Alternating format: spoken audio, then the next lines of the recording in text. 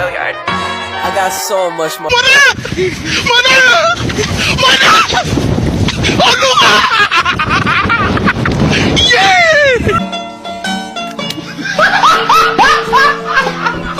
Are you ready, kids? Aye, aye, Captain! I can't hear you. Aye, aye, Captain! Oh! Fucking design on right now. Break it down, bring it back, make it clap. I got 3 old thoughts, new block, where that thing. Bitches on my line, and you know. Psikologi perkembangan remaja. Remaja adalah masa transisi dari anak-anak menuju dewasa yang terjadi pada usia 10-19 tahun. Bukan hanya fisik, pada masa ini terjadi perkembangan psikologi remaja dalam aspek emosional maupun sosial. Hai, saya Cika. Di sini saya akan membahas 3 tahap perkembangan remaja. Psikologi remaja mengalami perkembangan pada aspek emosional maupun sosial. Ia mulai mencari jati dirinya dan tak jarang untuk memberontak sehingga harus orang tua perhatikan. Perubahan psikologi pada remaja di usia 10-13 tahun diantaranya: yang pertama, membentuk persahabatan yang lebih kuat dan kompleks. Yang kedua, mulai mencari identitas diri yang membuatnya merasa nyaman. Yang ketiga, merasa membutuhkan privasi sehingga memberi batasan tertentu pada orang tua. Dan yang keempat, mulai peduli dengan penampilan dan tubuhnya karena perubahan yang terjadi pada masa puber.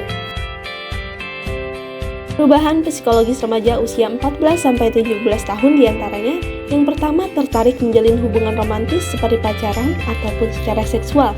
Yang kedua, menunjukkan kemandirian agar tidak terus bergantung pada orang tua. Yang ketiga, suasana hati berubah-ubah. Yang keempat, lebih banyak menghabiskan waktu dengan teman. Dan yang kelima, mulai bisa berpikir dengan logika, tapi sering terdorong oleh emosi sehingga bisa melakukan hal-hal beresiko seperti mabuk-mabukan atau seks bebas. Perubahan psikologis remaja usia 18-19 tahun diantaranya: dapat mengendalikan impuls dengan lebih baik, memikirkan resiko dan masa depan, hubungan dengan lawan jenis menjadi serius, emosi berangsur stabil, semakin mandiri, dan juga bisa membuat keputusan sendiri dengan mempertimbangkan berbagai hal. Apa sih penyebab remaja sering memberontak? Yang pertama, keinginan untuk lebih mandiri. Remaja berada di masa transisi antara menjadi dewasa dan anak-anak.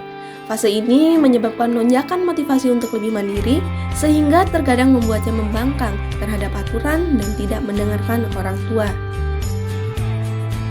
2. Merasa dibatasi oleh aturan dari orang tua. Perkembangan kepribadian remaja juga bisa membuatnya memberontak karena merasa kebebasannya dibatasi oleh aturan dari orang tua. Ia mempertanyakan alasan dibalik aturan tersebut.